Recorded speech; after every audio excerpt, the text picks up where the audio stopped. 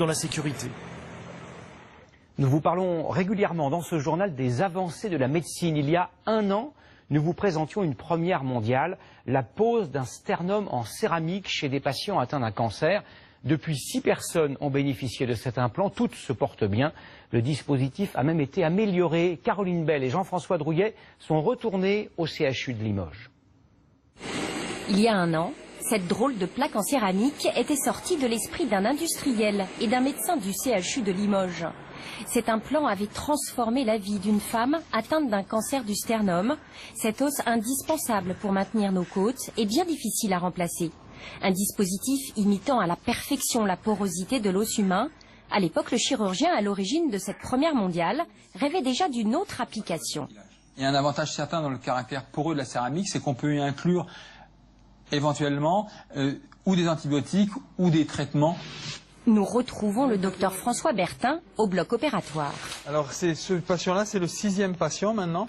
Ce patient n'a pas de cancer, mais a contracté une infection à la suite d'une première opération cardiaque. Voilà plusieurs semaines qu'il vit la poitrine ouverte, car la plaie ne parvient pas à cicatriser. Il est le 2e à bénéficier d'une nouvelle version du sternum en céramique.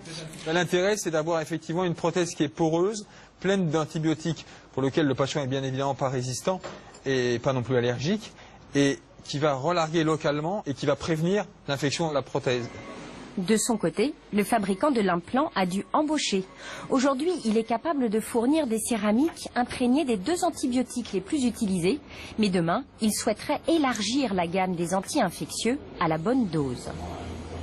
L'os est le lieu du corps dans lequel les antibiotiques pénètrent le moins bien.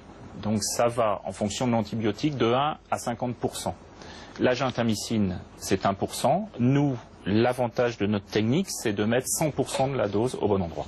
Et ça, c'est la seule solution aujourd'hui, connue dans le monde. Un dispositif qui a sauvé Michel il y a 4 mois.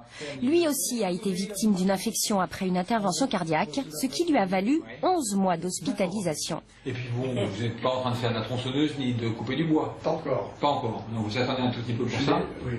Du jour où il m'a mis le sternum en céramique, tout s'est bousculé, tout a été très vite. Vu ce que j'avais subi et vécu, des douleurs atroces, c'était hors norme. Et de voir le confort que j'avais retrouvé, c'était dingue. La technique intéresse déjà d'autres hôpitaux pour soigner les 1000 personnes victimes chaque année de ce type d'infection. Le progrès médical qui contribue à l'allongement